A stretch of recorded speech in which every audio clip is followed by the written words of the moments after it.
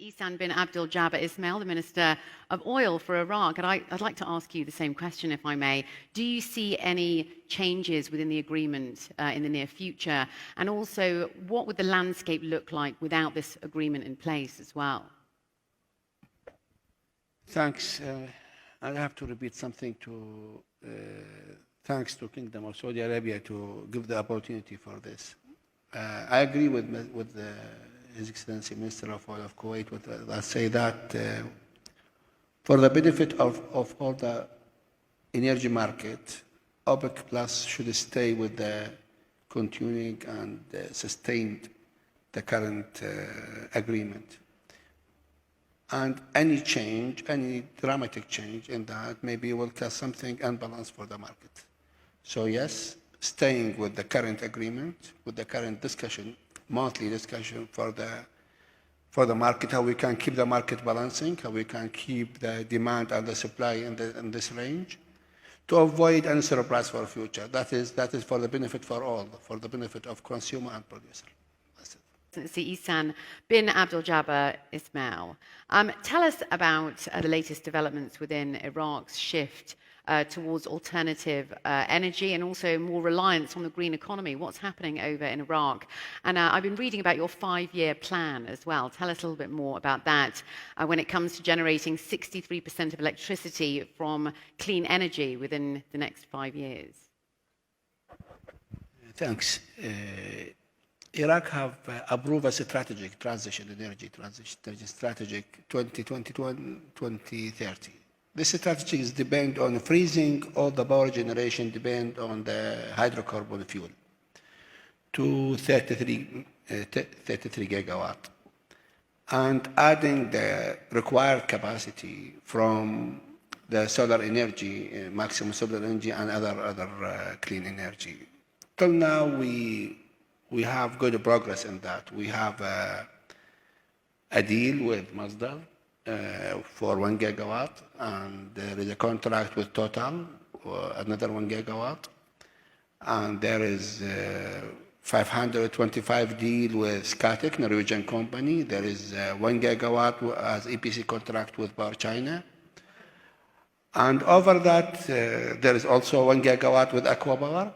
There is a discussion with Aquapower for long-term agreement about how we can secure a term for future of solar energy producing to secure the gap in Iraq. Iraq is, mashallah, now 40 million population. We have 1.3 growth.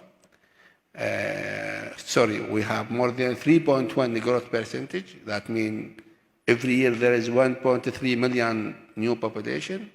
There is every year 5% growth in energy consumption. So we try to fix something with Aquapower about how we can make a technical service contract with Aquapower, something like that, to secure the shortage and the gap in solar energy. We have a good deal with Total in Iraq about pilot project for hydrogen. We have a progress with BB for solar energy. BB is one of the biggest IOCs in Iraq. They operate Rumaila with 1.4 million barrels per day. So there is a develop for the contract with them. We established with them Basra Energy Company Limited to secure some investment for clean energy in Iraq.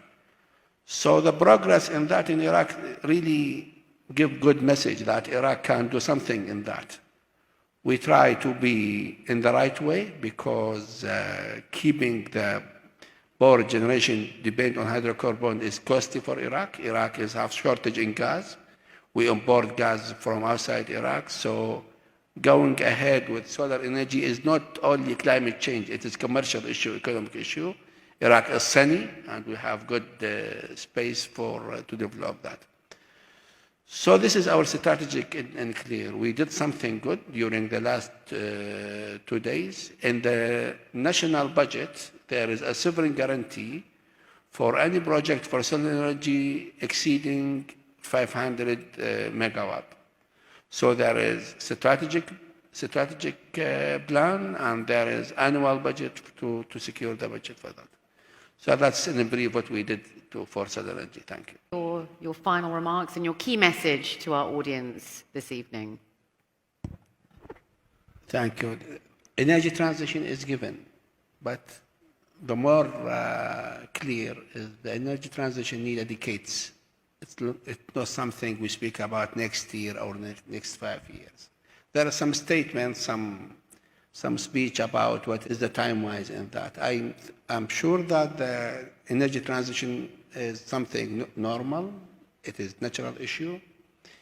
It began, any transition is began historical issue, but the time is the key in this time. Iraq is think that we have to invest in that. We inject more than $3 billion with Shell and BGC, Basra Gas Company, to utilize all the gas. On the other hand, we invest with Total for future project, and there is a clear message from Iraq to all our counterpart or to all our partner that the energy transition is one of our target, and we try to provide all the logistics, all the infrastructure, the human resources, and the investors for that. But we think that the time is something we have to apply in that. Thank you. Thank you so much. Your Excellency.